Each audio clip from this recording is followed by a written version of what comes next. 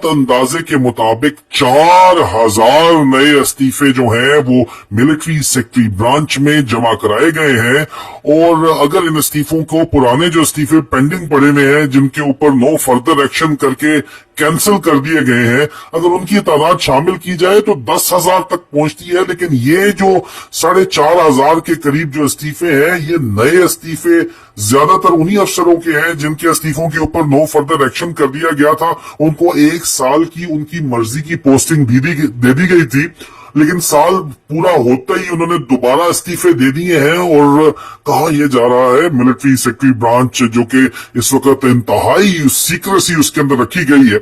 लेकिन उनमें मौजूद अपने लोगों ने अंदर से ये बताया है, खबर हमें मिली है कि ये इस्तीफे बढ़ के 10,000 तक पहुंचेंगे। और इस बात की इतला इस दफा कोर कमांडर कॉन्फ्रेंस को भी दी गई, और कोर कमांडर कॉन्फ्रेंस ने इसके ऊपर जो है वो नए तरीके निकालने की जो है वो, आपको पता है कि इस वक्त डेली हसनाबाद का आसिम मुनीर द डिसीवर वहां बैठा हुआ है। वो चाहता है कि जो रिटायर्ड अफसर है उनको हम बता दें कि जी आपकी नौकरी 60 साल की उम्र तक पक्की है, लेकिन अगर नौकरी सबके सब अफसरों की पक्की होगी तो वो ब्लडी सिविलियंस कहां जाएंगे? अभी तक कोई चीज फाइनलाइज नहीं है और वो लोग उठ के सुप्रीम कोर्ट में चले जाएंगे, उसके ऊपर स्टे हो जाएगा। बेतहाशा मसले मसाइल हैं। हर महकमे में 3-4 फौजी तो घुसाए जा सकते हैं, जाते भी रहे हैं मुशर्रफ के दौर में, ज़िया के दौर में, लेकिन पूरे का पूरा महकमा ही जो है वो सिर्फ फौजी रिटायर्ड अफसरान का तो नहीं बनाया जा सकता। और अफसरान तो चलो ठीक है, तो बाकी जवान किधर जाएंगे और जेसीओ किधर जाएंगे? और इस वक्त ऑफिसर जो है जिनकी 1.5 लाख भी जिनकी तनख्वाह है 80% फौज की, मेजर लेफ्टिनेंट कर्नल, उसके 40 हजार जो बिल जिन दिए जा रहे हैं, मासवाए उन लोगों के जो कैंट्स के अंदर रह रहे हैं वहां पे उनको 50% डिस्काउंट होता है एमईएस की तरफ से उनके बिलों के अंदर। और मासवाए जर्नलों के और उन ब्रिगेडियर्स के जो कमांड के ऊपर हैं, या उन लेफ्टिनेंट कर्नल, ब्रिगेडियर जनरल और मेजर तक और कप्तान तक जो इंडिपेंडेंट कमांड के ऊपर हैं, जिनके पास कमांड फंड मौजूद है या ब्लैक फंड मौजूद है, उसको वो कुछ भी कर सकते हैं, जिधर मर्जी उसको जहां मर्जी ले जाएं,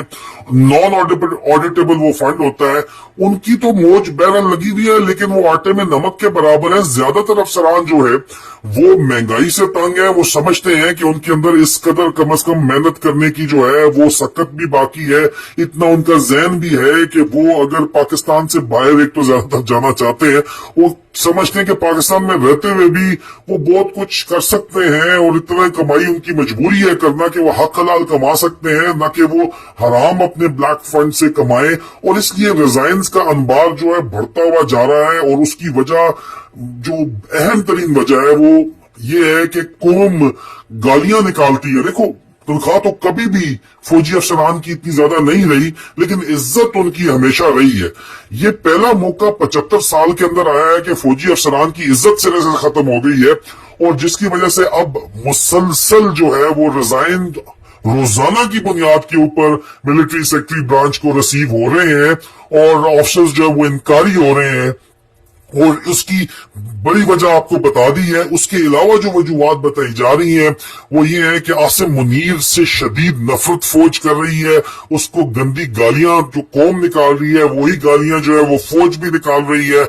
आसिम मुनीर ने अपनी अना के पीछे अभी पूरा पाकिस्तान दाव पे लगा दिया है। नवाज शरीफ का भी नाम जरूर लिया जाता है, लेकिन लोग कसूरवार पाकिस्तानी अवाम की तरह पाकिस्तानी फौज के अफसरान भी अपनी ही कमांड को ठहराते हैं, और आसिम मुनीर को सपोर्ट करने वाले जर्नलों को ठहराते हैं। कोर कमांडर्स के बारे में ये बताया गया है कि जब वो अपनी निजी महफिलों में अपने ऑफिसर से मिलते हैं तो उनकी हाँ में हाँ मिलाते हैं। जब वो आसिम मुनीर को बातें सुनाते हैं और वो बातों में बिल्कुल कहते हैं कि तुम लोग ठीक कह रहे हो, लेकिन हम कुछ करेंगे, लेकिन हम मजबूर है, इस तरह की बातचीत की जाती है। लेकिन यंग ऑफिसर्स जो खास तौर के ऊपर ऑपरेशनल डिप्लॉयमेंट के ऊपर है, वो लोग जब बोलते हैं तो ठोक बजा के बोलते हैं, जिनको पता है कि कल हमारी जान जा सकती है इनकी हरकतों की वजह से, तो वो ठोक बजा के बोलते हैं। और वो ठोक बजा के इनको बता रहे हैं कि तुम्हारी सियासी मुदाखलत की वजह से हम इस हाल पे पहुंचे हैं कि हमारी अपनी कौम हमारी जंग में, इस जंग में हमारे साथ नहीं खड़ी हुई।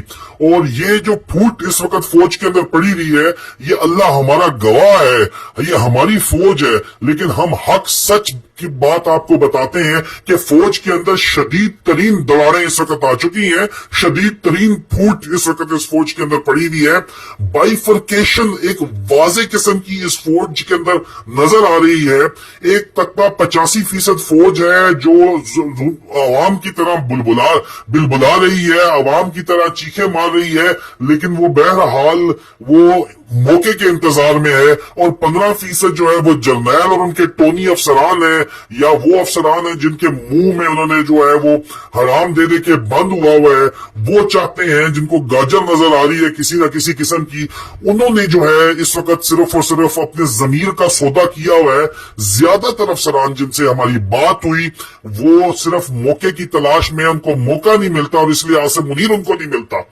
میں آپ کو یہ بہت بڑی حقیقت کے ساتھ، میں آپ کو حقیقی نیوز یہ نیٹ ورک کی کہانی آپ کو بتا رہا ہے کہ چند لمحوں کی ضرور یہ بات ضرور ہے، اندر دراڑیں شدید ترین پڑ چکی ہیں۔ بہت سی ایسی چیزیں ہیں جو ہم آپ کو صرف اور صرف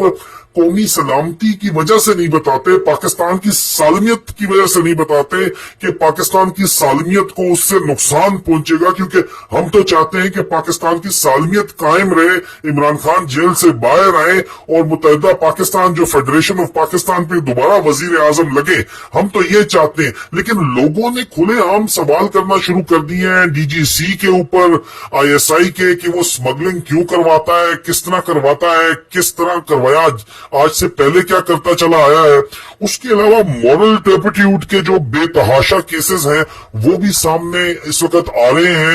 اور لوگ اس وقت غصے میں بھرے بیٹھے ہیں فوج کے اندر، اور فوج کے اندر یہ جو پھوٹ پڑی ہے اس کی وجہ سے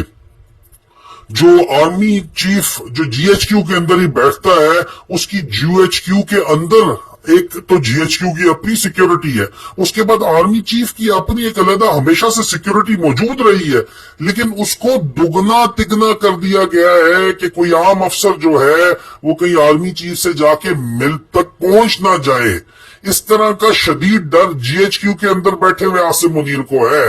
آپ اندازہ لگا سکتے ہیں کہ یہ معاملات کس طرف جا رہے ہیں، اور یہ پھوٹ اتنی بڑی جو پڑی ہوئی ہے یہ اتنی آسانی سے ختم نہیں ہونے والی ہے۔ جو قوم کا حال ہے وہی فوج کے اندر کا حال ہے، اور ہم دعا کرتے ہیں کہ اللہ تعالیٰ پاکستان کو سلامت رکھے، ہماری فوج کو سلامت رکھے، اور یہ جو لالچی جرنیلوں کا ٹولہ ہے اللہ تعالیٰ ان کو تباہ و برباد کرے۔ آمین۔ خدا حافظ۔